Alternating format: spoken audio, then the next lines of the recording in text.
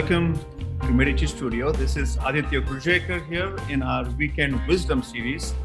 And I'm really excited to welcome my guest this weekend, SC Moatti of Mighty Capital and Products That Count. SC, welcome. Thanks so much for having me, Aditya, and great to see you. So, this is our series where we try to get a little wiser on different topics. And the topic for today is something that I know is very, very close to heart for you. And I would like you to introduce yourself with both your hats, both as a VC as well as a product guru, in your own words, if you don't mind, for our audience to get going. Yes, absolutely. And thank you for that. My training is in engineering, and I spent a dozen years in Silicon Valley building products and companies. After I sold my last company, I joined Facebook, started angel investing, and was invited to write a book on what makes a great product. At which point I started this network, which is called Products That Count, and is today one of the largest networks of product managers in the world.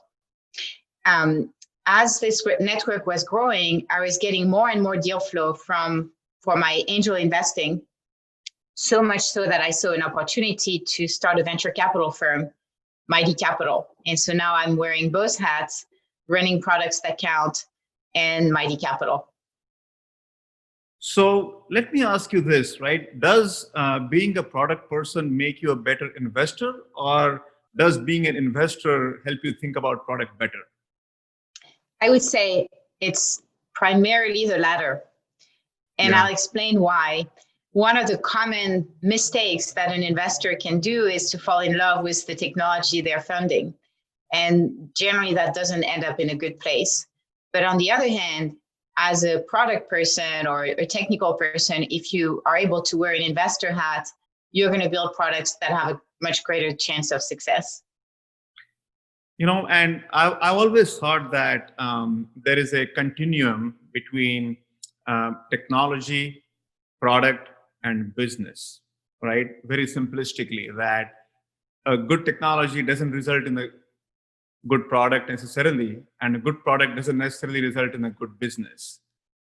Do you agree with that, or is that too simplistic?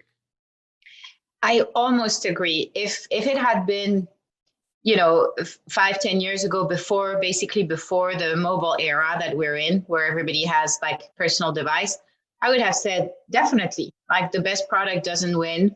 It's really all about execution and go to market. And a great technology doesn't necessarily turn into a valuable product. But today we're in an era where there's a consumerization of technology. Technology is basically an extension of ourselves. And so if we think we want to build a great product, we really have to, think about like building, making better people in a way, right? And that's what turns into great business, having, products and services that make us better people and further our society. So more and more, I found that the best product wins. And I feel like we jump right into it, but I do want to just talk about the topic that we chose, right? We deliberately chose to call today's topic the myth of product market fit. Help us with that. Why is it a myth? Why is it a myth? Yes, that's really interesting, because it's become such a prevalent concept in product management. Oh, I'm looking for product market fit. And it's almost like you're on the yellow brick road and you're looking for product market fit, and it's all a happy journey. And it's not at all the case, because the truth is the product market fit, first of all, what is it, right? It's saying I have enough people who want to buy or use my offering, that there's some fit, right? There's some demand. But the minute you find this mythical product market fit, you're going to lose it. You're going to have a few of your customers who are going to say, I'm not happy, build me more of this. The minute you build more of this, you're going to have your existing customer who said, well, I lost this. Like, what happened? I'm not happy anymore. You're going to try to fix it. You're going to have new customers saying like, hey, I'll pay you more if you build this. And so you basically lose product market fit the minute you find it. And you find yourself in a situation where there's more like 50 shades of product market fit. And there's never this line in the sand, which a lot of entrepreneurs look for, that says, before product market fit, I'm iterating on my product. Basically, I'm tinkering in my garage or in my living room. And then after product market fit, I spend money on growing and marketing. That never happens. You have to sort of do, them all at the same time, starting with a small flywheel, and then the flywheel keeps getting bigger and bigger. And that's why product market fit, I think, is completely a myth, because it really doesn't exist. But that's difficult, right? I mean, how do you know that you are there? How do you know that you are in that first loop of that iterative virtuous cycle? How do you know? Exactly. And that's the difficulty which most product managers will, like, that's, on the products that count side of my brain, that's a lot of the conversations we had. Like, how do you define success for a product manager? Because it has so many consequences. Like, do you know you're building a great product? Do you know you're a great product manager? Do you hire great product managers? Are you a great leader yourself? It's sort of, the foundation of the entire discipline of product management. That's really hard to define success. What I use to define success is something that's really simple, but of course, simple to explain, hard to execute, is to say, okay, as product managers, most of us, we work for-profit businesses, right? So how we define success, we got to impact the top line. We got to bring money to the company. And so I use what I call the product equation, which starts from economics 101, right? Revenue equals volume times price. Volume is number of transactions, price per transaction. And then depending on the business you work in, number of transactions, if you're in a high velocity business like Amazon, you'll have one customer with a lot of transactions. If you're in a low velocity business like, say, Mercedes, you'll have one customer, one transaction, give or take. So that product equation is revenue is number of customers times number of transactions per customer time price per transaction. And if as a product manager, you can outline how you're going to drive each of these KPIs, then you build a winning product, because you can outline your acquisition strategy. How am I going to get more customers? Your engagement strategy. How am I going to get them to use my product more often? And your monetization strategy. How am I going to make money for the business? Now, this flywheel, the way that you initiate it or the way that you run it is by jumping from one KPI to the next. So we'll go something like, okay, I need to get more customers. Then now I have more customers. A few months later, now I need to get them to come back more often. So what am I going to do now? A few months later, okay, my customers, there are many and they're very engaged. I'm going to raise my prices. Oops, I raised my prices too much. I lost some customers. Back to the acquisition strategy. And that's sort of how you run your flywheel to grow your product by iteration. I think that's a very pragmatic framework. So thanks for that. I mean, I think for those of you who are watching this on the live cast, right, this might be one of the sections that you might want to come back to after. And if you're watching this on demand, press rewind a few times, because this is a very simple but such a practical framework, SC. It's a very practical framework. Thank you. I'll add a couple of things if you'd like on this. One being, as a business owner, one of the key challenges you'll have when you apply that framework is to identify what key metric, not that top level KPI, right, number of customers, but what is the key metric that you really want to impact? I'll give you an example. You could say, I just want to grow how many customers I have. Okay, are you talking about your most profitable customers, your new customers, customers who have been with you for more than 5 years, whatever? You'll want to spend a lot of time on this.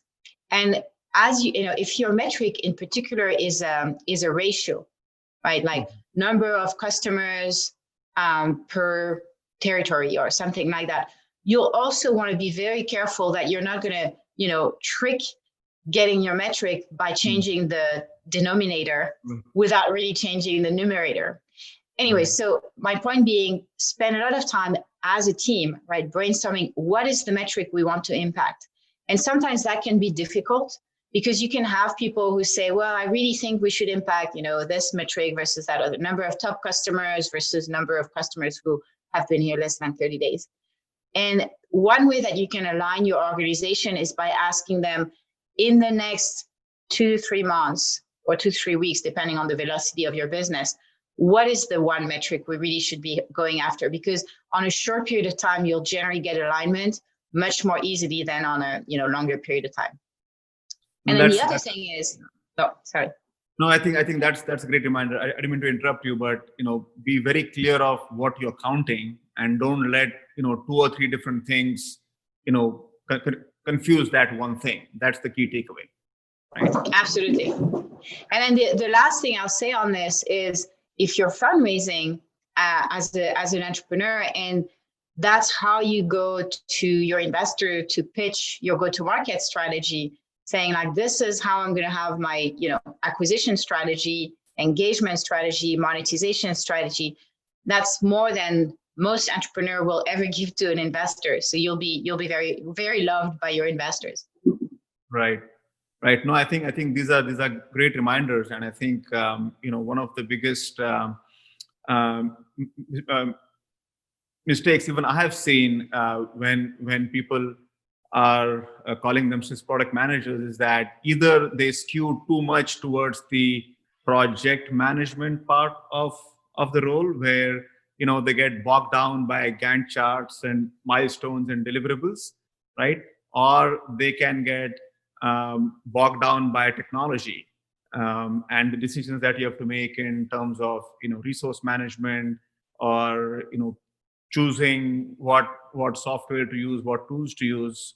But I think the way you described it is that if the KPIs and the business metrics aren't understood, aligned, and tracked, then both of those two things can be a very moot point, right? You have to think about it in terms of what is it that's going to convince the investor, because ultimately, you need revenue, you need capital. And if you're not able to get those two things as a product manager, then you're not a product manager worth your salt. Yes, that's a really great point. And again, this is a topic of a lot of conversation at Products That Count, because product managers, if you look at the profile of product managers in the industry, it's a booming profession. And right. So about 75% of product managers have been in their role or in a product management function for 2 years or less. And prior to being in product management, they were either basically in school, like junior folks, or they were most of the time, long-time engineers, right? Subject matter experts. And so they come to this profession and they sort of stumble upon the role because they were good at it. So they get the title. And now it's like, okay, so how do I be successful in this role? And it's completely undefined. There's no training, there's no mentorship. And so what happens is mentorship is actually the number one skill that's requested by product managers. Let me actually touch on another facet of a good product manager, and would love your thoughts on how important it is in your mind. Design. We have heard a lot about design thinking, building products that people love, having the element of customer delight and experience, because ultimately we are human beings and we like beautiful, easy to use things. How much of a factor is design and design thinking in building a good product? I think it's a huge factor, and it wasn't like that, up to 10 years ago, before that mobile era. But because now we carry our device with us, whether in our hand or on our wrist, or eyeglass, smart glasses, and so on, what happens is we are used to having a great experience. And we were talking earlier about this idea that technology is making us better people. Well, then you have to think about, okay, so if that's the case, then a great product is basically described the way we describe a great person. Now, when you look in the literature, there's not a lot of framework that describes a great human being. But I use, I'm from California, so I use mind, body, spirit. And body is really about that idea that we all want to look good, and therefore we expect that our technology will be beautiful. But beauty is not, pretty pictures. Beauty in technology is about two things. It's about efficiency and a wow factor. I actually, when I wrote my book, I did a lot of research on beauty. I was trying to understand, like, how do you define beauty? How do you characterize it? And there's basically a camp of like rational folks who say, beauty is basically bringing order out of chaos.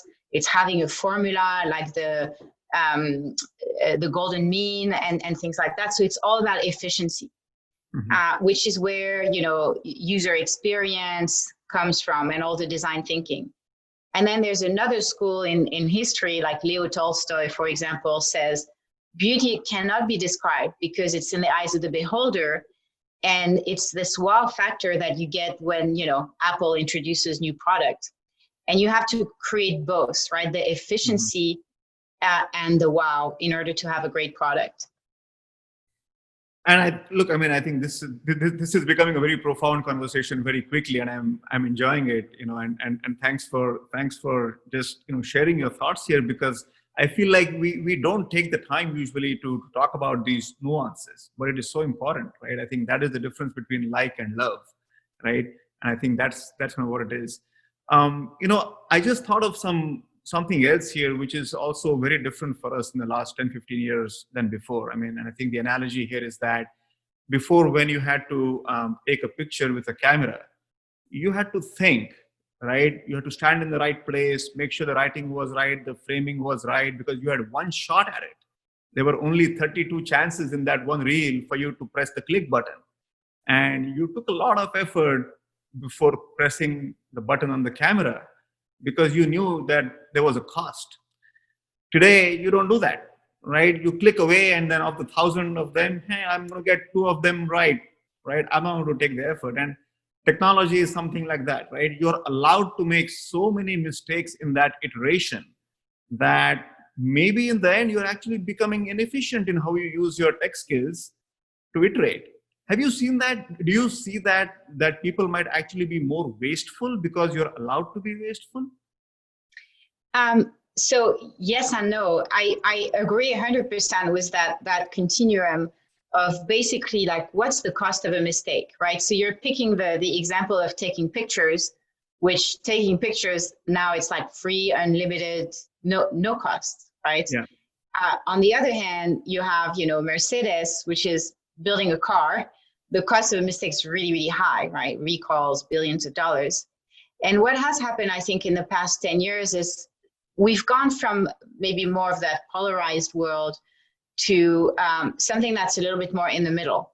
Because if you take businesses like, all these advertising like Facebook, Twitter, and so on, prior to our mobile era, making a mistake was completely free for them. They would just a bug comes up, site goes down, who cares? Like, pull a few engineers together, fix it, get it back on. It didn't cost much.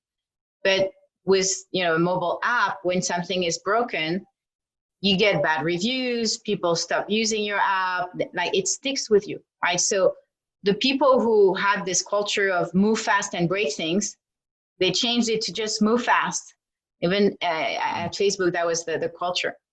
And then at Mercedes, on the other hand, right, the people who were moving very slow so they could never break anything, they have to move a little bit faster because now maybe there's like called it a new Uberization of the car industry, right? And so it completely impacts not just businesses, but also people, because the type of employee you have in these two extremes, right? The people who don't care about making mistakes as long as they keep moving fast, and people who are extremely cautious, now they need to reinvent themselves to be, somewhere in the middle. So it's a profound change, I think, of business, society, people, everyone, in how we approach risk. Right. Now, I know that you look at a lot of different segments. Your work is not, industry specific, right? Obviously, there's technology everywhere. And our audience is mostly financial services, fintech, wealth tech, insurtech. And, I could argue that that's the only thing to care about, but obviously I'm biased. In your experience, is there a particular pitfall or a particular mistake that people make more in our world in the startup kind of phase when they're building a fintech, insurtech, regtech, wealth tech type of a company as opposed to others? Have you seen that in your experience that it's a common mistake? Well, first of all, I think there's opportunity for huge disruption in those massive industries, and we're just scratching the surface. So now is a great time to be an entrepreneur in fintech and insurtech. So you're definitely in the right place. What's different is similar to the life science industry, you have basically a clash of culture between the consumerization of the industry, which means like you got to find, hire people who, worked for like a Facebook or LinkedIn or something like that. And the extreme, risk adverse of regulated industry, which, is really important. Like in life science, I call it red tape. In fintech, it's regulation. And so when you have sort of a consumerization of those industries, you're basically finding that people who, on the one hand, right, these consumer folks are very impatient. And on the other hand, people who are very patient, regulators or people who deal with red tape, have to come together. And that creates a lot of opportunity. So a successful entrepreneur will be aware of that and will be able to bridge the two, right? Build a network in both so they can hire from both and get these people, the very patient and the very impatient, to collaborate. And that comes with a lot of opportunities as long as you can execute on it. And I feel just like a good founder, a good entrepreneur has to be good at working with the different stakeholders, investors, regulators, customers, partners, kind of outside the company. I feel like similarly, I think a product manager especially has to be very nimble at working with different organizations within the company. And I always have thought of a product manager as being somebody who can deal with anybody, can deal with all personalities and has some special qualities. Are there any special soft skills, right, that a good product manager needs to have? I mean, can we just talk about a bit of the personality of that ideal product manager, in your experience? Yes, this is a great question. Again, on the products that count side, topics of many, many discussions. So, and the reason it's difficult is that depending on the industry, depending on the product itself, depending on the level of maturity of the product, where it's at on the product lifecycle, widely different competencies, right? Somebody who's going to bring a product to market from scratch is very, very different than somebody who's managing, many different existing sales people and customers and about to retire their product. So what we did at Products That Count is we have a bunch of research on this topic. We basically formed an advisory board composed of product leaders from different industries, different geographies, and asked them, like, across the different stages, the 5 stages of the product lifecycle, what are the competencies that make a product manager successful? And there's like a handful per stage. So that's about 20 different competencies. Okay. The other thing is product management used to be mostly a people business where you use like maybe Word and Excel to communicate, ideas and priorities. But now there's thousands of tools that will help you prioritize, surface, measure, optimize.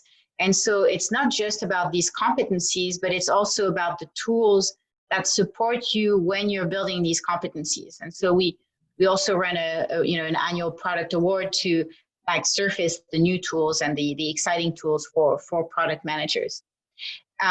The other important thing in this product management realm is more and more, like, first of all, product management is not very well understood, but more and more they are seen as the group in the organization that breaks silos, right? Like works cross-functionally. And in really large organizations, it's really a challenge, right? Try to get marketing and IT to work together, and there's kind of that can often be mission impossible.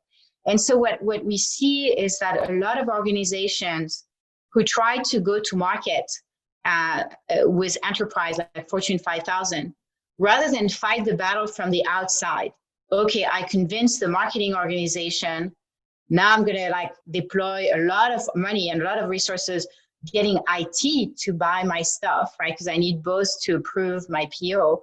Well, instead they go from the inside, they target product managers and they say, hey, if you love my product, can you champion it in the inside, from the inside, and get it through all these different organizations?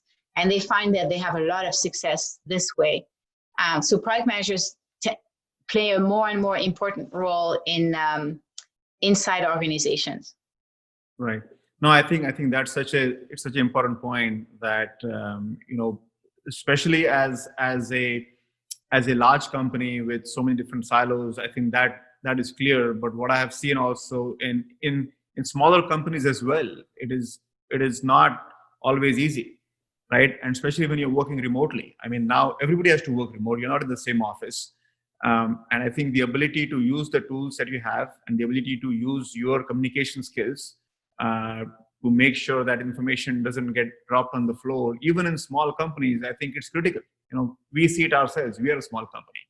And I think our product role here, and I know we're going to have a conversation about this after, because I know that my colleagues are listening carefully and taking notes. I'm pretty sure that's happening right now. But this is very valuable. I think it's valuable for product managers in big and small companies. I want to come back to your investor hat as we start wrapping up here, SC. Do you have a soft corner for founders who are product people? Well, of course. But just like when we started the discussion, very often when I wear my investor hat, I'll ask to not see a demo until the very end of our due diligence, because being a product person myself, it's easy for me to fall in love with new products and get into it. And what if it could be this? And what if it could be that? My job as an investor is to find all the reason not to invest, right? That's really my job. And so if I start getting passionate about the product and dreaming about all the possibilities that it has, I completely lose my objective thinking. So I have a sweet spot, but I also sort of manage the process by looking at the product last as my and this is a great product that's even better. We've covered so much good ground here, SC, but is there any one thing that you feel that we didn't touch on that is so important that you want to share with our audience before we wrap here? I just want to make sure that I'm able to get the most of even the last 2 minutes I have here with you. Yes, I'll say one thing. What's become clear to me over the past few years is that the world we live in is riddled with inequalities, and there aren't too many professions that are equalizers, right? And that can bridge the gap between these inequalities. And technology, being either a product manager or an entrepreneur, is a way to bridge or jump over from one side to the other. And so for the folks who are listening and who are building great products, building great companies, I think that's the best thing you could possibly do for our society. 95% of jobs are created by companies that are 5 years or younger. And so I commend you, I admire you, I encourage you, never stop doing this. And thank you. On that note, SC, I really want to thank you for taking the time on a weekend. And I think we touched on so many great things. I feel like I myself learned something here and got a little wiser on a weekend. So Weekend Wisdom, MEDICI Studio, SC Moatti, thank you again.